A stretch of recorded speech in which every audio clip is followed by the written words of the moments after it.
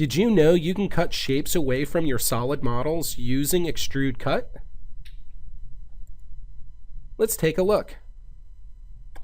You'll find all of your solid editing tools from the Solid menu. So we'll go to Solids, and here you'll see Primitive Solid Design, Standard Boolean operations, and then you'll also see Extrude Boss, Extrude Cut, Split, Shell, and Imprint.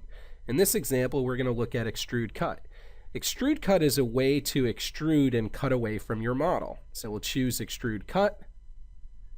We'll turn on the wireframe boundaries we want to use to cut away from the model. We'll select them by color. Once we have them selected, we'll have a preview showing where the Extrude Cut will go to. If we're happy with our settings, we choose OK. And it's just that simple. Using Extrude Cut is a fast and easy way to cut away from your solid models. To learn about tips and tricks using BobCAD, call us today or subscribe to our channel for next week's tip. See you then!